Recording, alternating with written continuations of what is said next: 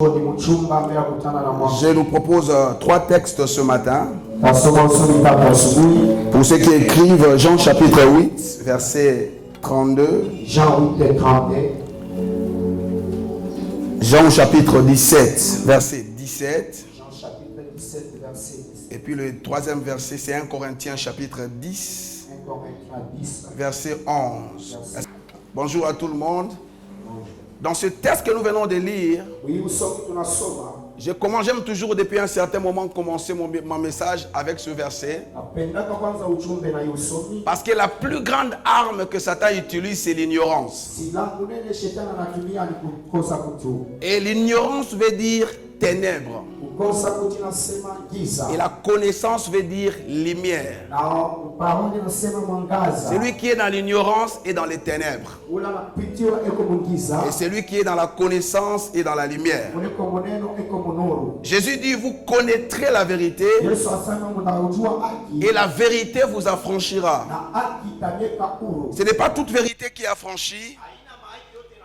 La vérité qui est affranchie est celle que vous connaissez. Une vérité que tu ne connais pas ne peut pas t'affranchir. Et avoir la connaissance de la vérité, c'est une responsabilité personnelle. Dans Osée chapitre 4, verset 6, Dieu dit, mon peuple est détruit parce qu'il lui manque la connaissance. Lorsque vous descendez au bas dans ce texte, il dit, puisque tu as rejeté la connaissance, je te rejetterai aussi de mon sacerdoce. Tu seras dépouillé. Donc, Dieu nous montre dans ce texte que ne pas chercher la connaissance, c'est une manière de rejeter la connaissance. Dans Jean chapitre 17, verset 17, l'apôtre Jean parle comme pour insister sur la vérité. Il dit, sanctifie-les par ta vérité. Ta parole est la vérité. Donc la vérité, c'est la parole de Dieu. Tout ce qui est contraire à la parole de Dieu, c'est un mensonge. La vérité, c'est la parole de Dieu. Lorsque vous avez la connaissance de la vérité, vous allez réussir là où les autres échouent. Lorsque vous avez la connaissance de la vérité, vous aurez des résultats que les autres cherchent. Parce que la connaissance est un pouvoir qui vous distingue dans votre génération. Le troisième texte, c'est là où se trouve notre message. 1 Corinthiens 10, verset 11. La Bible dit ceci. Ces choses leur sont arrivées pour nous servir d'exemple. Elles ont été écrites pour nous instruire, nous qui sommes arrivés à la fin du siècle. Ce message, ce texte parlait réellement de ce temps que nous sommes en train de vivre. Ce temps de la fin, Dieu avait voulu que ces choses soient inscrites pour que nous puissions être instruits, afin de faire les choses différemment. Alléluia. Ce matin, je parle sur les choses qui retardent le réveil. Les choses qui retardent le réveil.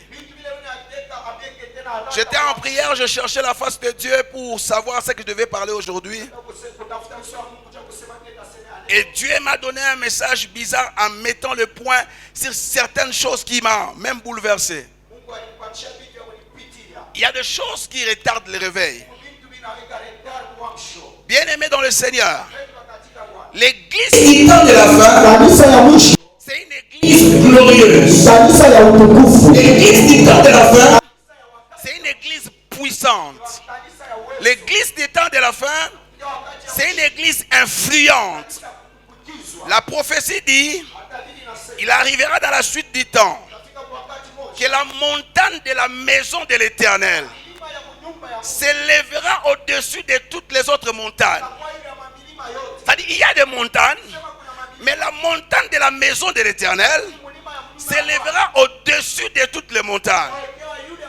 Ça dit l'église du temps de la fin, c'est une église qui impose la domination.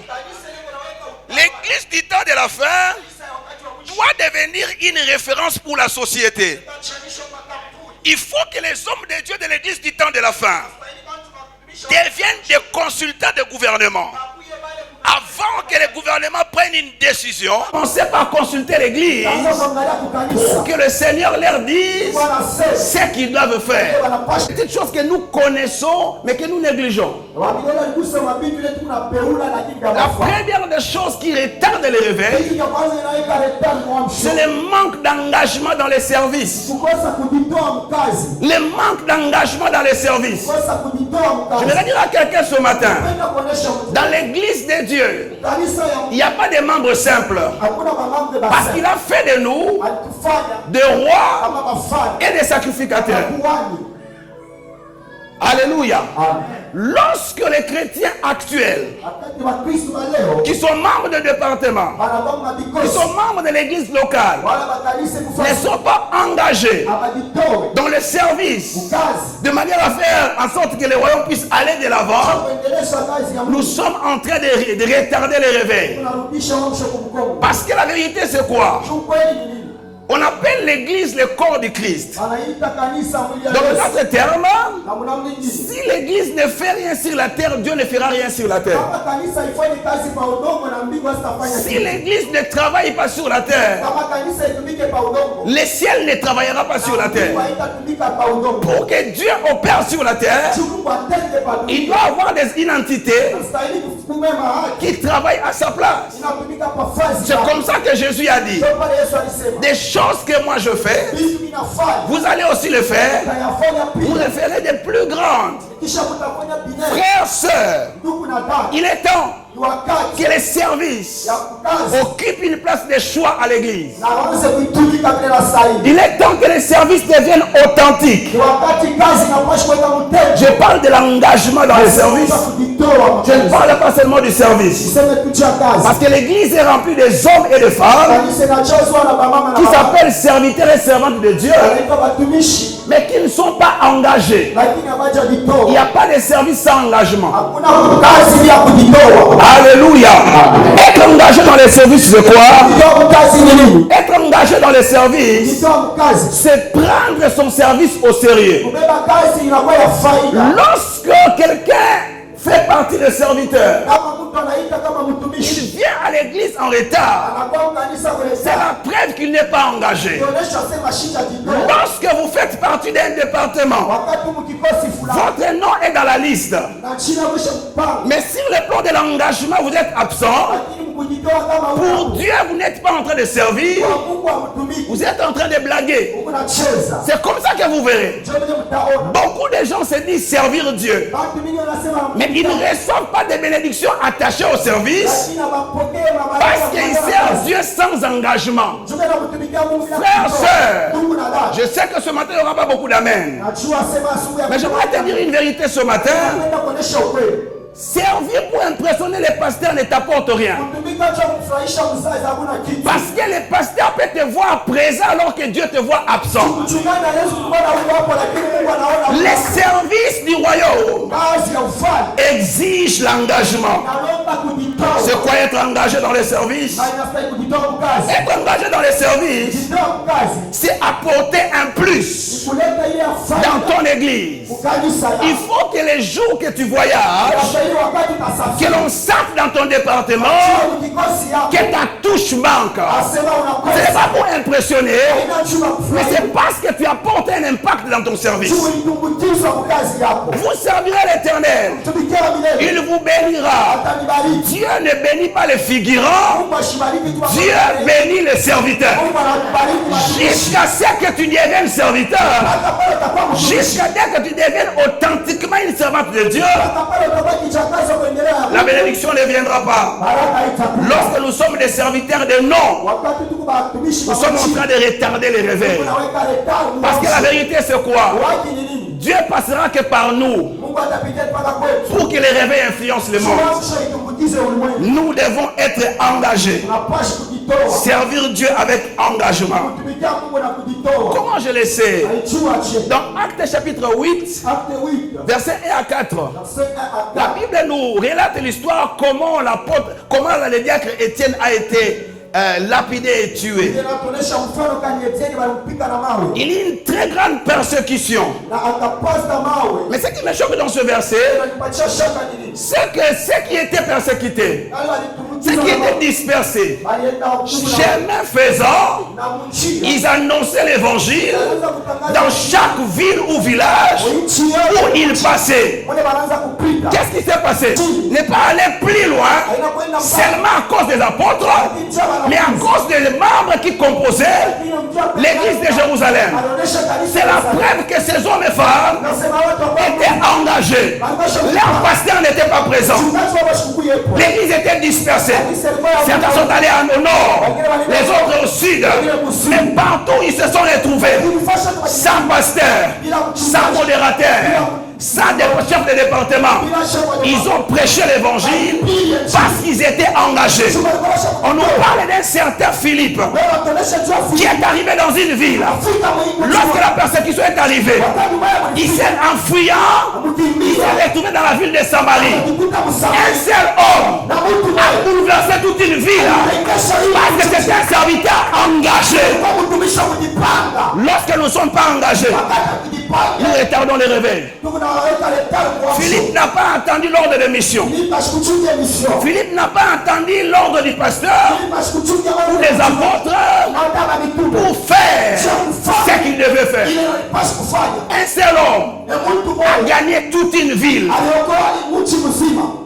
Le même Saint-Esprit qui était sur Philippe, c'est le même Saint-Esprit qui est sur nous. Mais qu'est-ce que nous faisons avec? L'onction, c'est pas pour dire aux gens que j'ai l'onction. L'onction est pour les services. L'Esprit du Seigneur est sur moi, car il m'a oint pour l'onction et pour les services. Plus tu sais, plus tu renouvelles la fraîcheur de l'onction sur ta tête. Est-ce que je suis en train de parler à quelqu'un ce matin? Nous devons être engagés dans les services pour favoriser le réveil. Combien sert Dieu aujourd'hui? Combien sont serviteurs? Pour servir Dieu, il ne faut pas seulement être membre d'un département. Parce que servir Dieu, c'est tout ce que tu peux faire pour faire avancer le royaume de Dieu. Deuxième chose qui retarde le réveil, c'est le manque de compassion pour les âmes perdues. Le manque de compassion pour les âmes perdues. Vous savez, j'ai grandi à l'église. Quand je vois la manière dont les jeunes de ma génération servent Dieu aujourd'hui, je suis tellement choqué. Nous, quand on a cru au Seigneur, on ne savait pas autre chose que prier et gagner les âmes. Je me souviens, je partais supplier les receveurs des taxibis s'ils pouvaient me laisser prêcher. Je partais dans le marché pour prêcher l'évangile. Je n'avais même pas la connaissance de la parole que j'ai aujourd'hui. Mais je sentais à moi un feu qui me poussait à aller dire à mes amis, dire à mon père, à tous les gens de ma famille, que Jésus qui m'a sauvé pouvait aussi les sauver. Combien de jeunes garçons de notre génération ont le temps de partager l'évangile avec les âmes perdues? Alléluia. La Bible dit, allez partout dans le monde, prêchez la bonne nouvelle. Il dit partout dans le monde. Le monde ici ne veut pas seulement dire le cosmos. Le monde, dans ce contexte, veut aussi dire domaine d'activité. Il est temps que les magistrats évangélisent dans ces domaines-là. Il est temps que les musiciens évangélisent les musiciens. Donc il y a un monde de sportifs, Il y a un monde des économistes, il y a un monde des magiciens, des magistrats, il y a un monde, je ne sais pas moi, des financiers. Là où tu te retrouves, c'est ton monde. Tu dois évangéliser ton monde. Vous savez, des fois, nous critiquons les gens. Les chrétiens, nous avons la manie d'appeler les autres des païens. Mais est-ce que as-tu déjà parlé de Jésus? Cette fille-là qui ne craint pas Dieu. Cette sœur-là qui se méconduit. Ton ami-là qui est dans les vols. Qui est dans la bière. Qui est derrière le jupon. Tu le sais. As-tu déjà eu le temps de lui parler de Christ?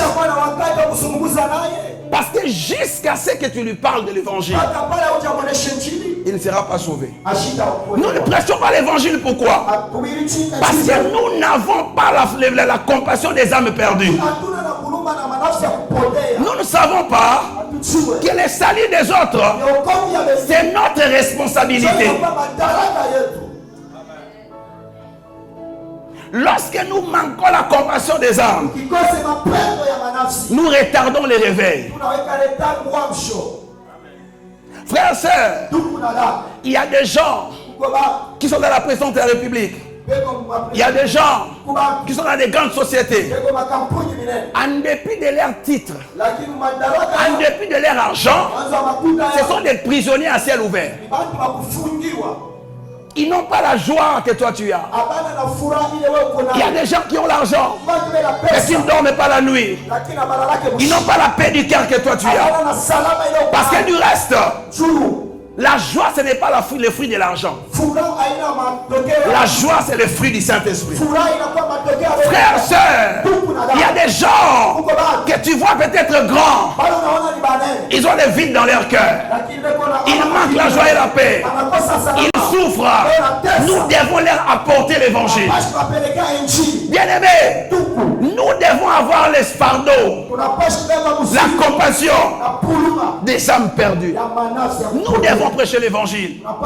Si chacun de nous commence à investir 30 minutes de sa vie pour parler aux autres de Jésus, nous manquerons de place pour mettre les gens. Ne cherchons pas que l'église grandisse. Nous ne voulons pas avoir seulement de foule, mais nous voulons que les gens soient sauvés. Nous passons notre temps à critiquer les autres. Voilà ce que l'autre a fait. Regarde la vie qu'il mène. Toi qui connais la vérité, tu dois le partager avec nous. Aujourd'hui, je suis devant ici, je prêche. La personne qui m'a prêché l'évangile est aujourd'hui un toxicomane.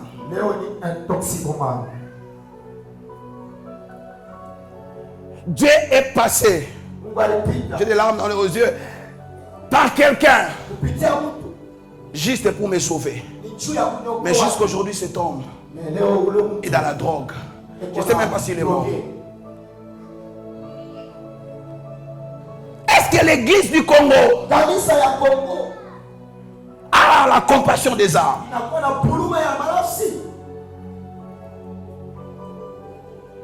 Combien de temps nous avons pour gagner les âmes? Regardez, à l'église, nous faisons des conventions qui coûtent $20 000. Appelez des grands orateurs qui viennent de partout. Et à la fin de la convention, il n'y a même pas un appel au salut. Vous investissez $20 000 pour vous réchauffer. Regardez, l'église n'existe pas sur la terre pour faire des séminaires. Je vais choquer quelqu'un. L'église n'existe pas sur la terre pour faire des conventions. L'église existe sur la terre pour gagner et sauver les âmes perdues. Jésus n'a pas dit je suis venu pour faire des conventions, des séminaires, des conférences.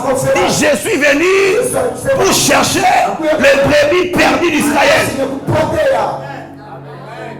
L'église a 3 missions. La première mission de l'église, c'est la mission de l'église vis-à-vis de Dieu.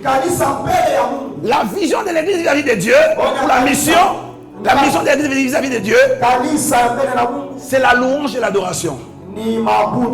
Psaume chapitre 107, verset 1er et 2e. Il est bon de louer l'Éternel, car ainsi disent les rachetés de l'Éternel, c'est qu'il a délivré de la mort. L'église est un rassemblement des rachetés de l'Éternel. Donc quand nous nous retrouvons comme ça, c'est pour adorer l'Éternel. C'est comme ça qu'on peut passer 2 heures, 3 heures du temps en train de louer, d'adorer. Nous n'exagérons pas. Alléluia. Parce que les cultes tourne tout autour de la louange et de l'adoration. Deuxième mission de l'église, c'est la mission de l'église vis-à-vis d'elle-même. La mission de l'église vis-à-vis d'elle-même, c'est la croissance et l'édification. Ceux qui sont gagnés à Christ doivent être formés, équipés par la parole de Dieu, afin qu'ils comprennent comment les choses fonctionnent dans le royaume de Dieu. C'est comme ça qu'on nous enseigne la parole, afin que nous puissions croître. C'est comme ça la Bible dit. Étant monté en haut, il a pris des captifs. Il a fait des dons à l'église. Les dons comme apôtres, les autres comme prophètes, les autres comme évangélistes, comme pasteurs et docteurs. Pour quel but? Pour le perfectionnement des saints en vue de l'œuvre du ministère. Donc l'église et les 5 ministères sont établis pour équiper, ajouter des poids au peuple afin que les peuples deviennent matures. Troisième mission de l'église, c'est la mission de l'église vis-à-vis du monde. La vision de mission de l'église vis-à-vis du monde, c'est l'évangélisation. C'est gagner les âmes. Donc lorsqu'une église passe toute une année sans une action dans le sens de gagner les âmes, il est en train de passer à côté de sa mission. J'avais déjà dit, il n'y aura pas beaucoup d'amen ce matin. Des fois, quand il n'y a pas beaucoup d'amen, les messages entrent bien. Alléluia. Troisième mission.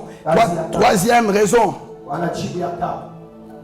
qui retarde le réveil, c'est le confort des églises actuelles.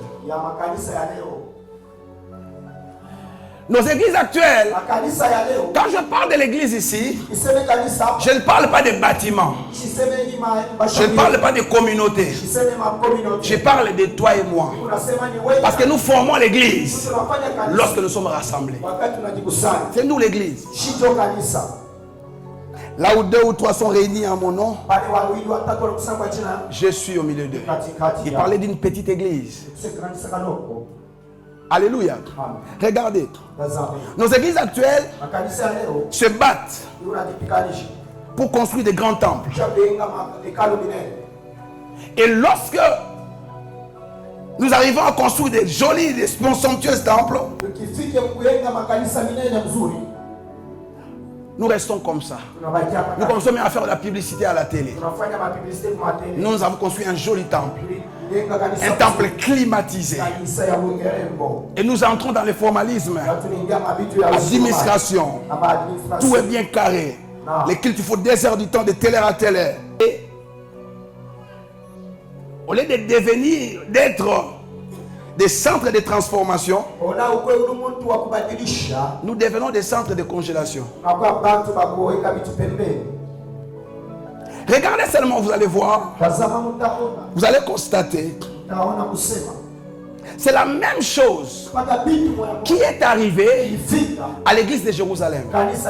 Regardez, Actes chapitre 2, l'effusion du Saint-Esprit, un grand réveil.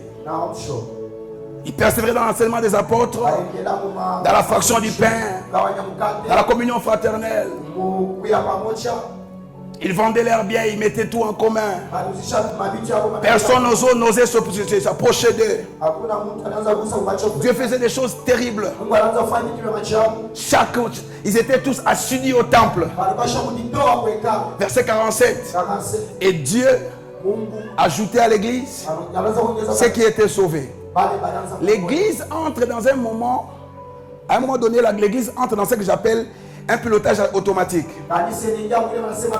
Où, sans publicité, les gens viennent. Parce que Dieu a déjà rendu le nom du pasteur grand. Il a rendu le nom de l'église grande. Et les gens viennent sans qu'on les évangélise. Et l'église tombe dans un piège. Plus d'évangélisation, plus de suivi, parce que l'église grandit. Et pendant plusieurs années, ils sont restés comme ça. J'aimerais choquer quelqu'un pour dire, la persécution qui est arrivée, c'est Dieu qui l'a livré. C'était une manière de pousser ces gens. Vous avez assez demeurer sur cette montagne. Tournez-vous. Allez. Il a fallu que Dieu puisse posséder Paul. Ah, tu ne savais pas? Dieu savait que Paul sera son instrument. Parce qu'il fallait que la persécution vienne d'une personne qui maîtrisait la loi. Et Paul était disciple d'un certain Gamaliel. On appelait Gamaliel la beauté de la loi. C'est-à-dire Gamaliel avait la maîtrise de la loi. Et Paul était formé par lui. Et Paul avait la maîtrise de la loi. Paul savait qu'il fallait défier toute religion qui s'élève contre la tradition des pères qu'on appelait la loi.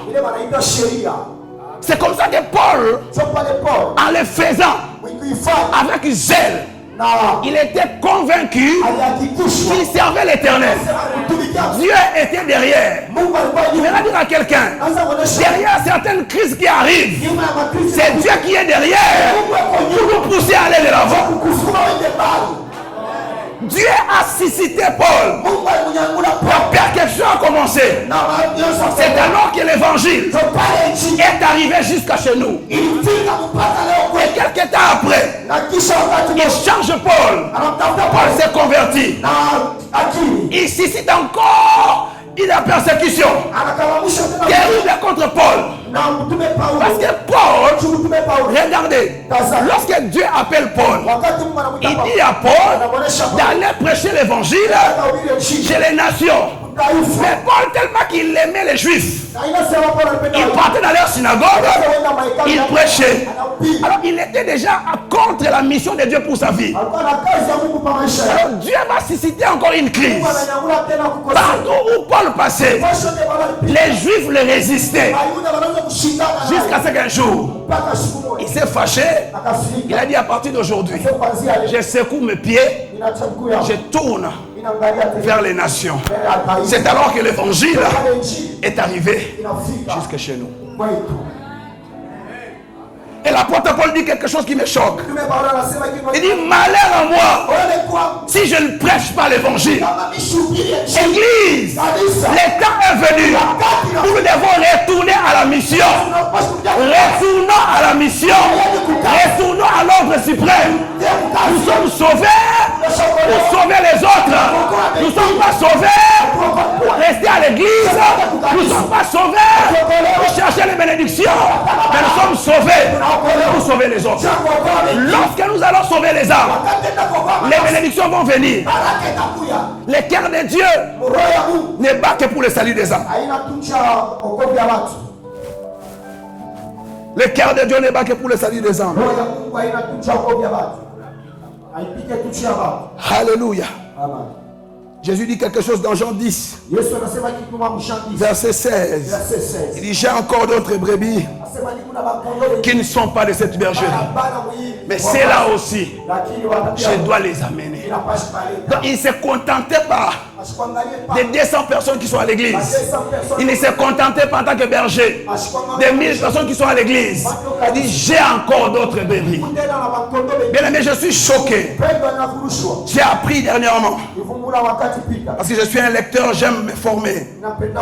Les bishops et dépôts, l'un des bishops les plus riches du monde. Il est en train de construire actuellement un temple de plus de 100 000 personnes. Un homme qui a des églises partout dans le monde. Un grand homme. L'ami des présidents. Les présidents cherchent des audiences pour le voir. Un jour, un président du Nigeria est venu jusque devant son bureau, demander l'audience. Il a dit, dites au président qui me voit dans 2 semaines, je n'ai pas le temps. Seigneur, donne-nous à l'église des pasteurs qui ne tremblent pas devant les autorités. Seigneur, donne-nous à l'église des pasteurs qui ne tremblent pas devant l'argent. Parce que la Bible dit, comme pauvres, nous enrichissons plusieurs.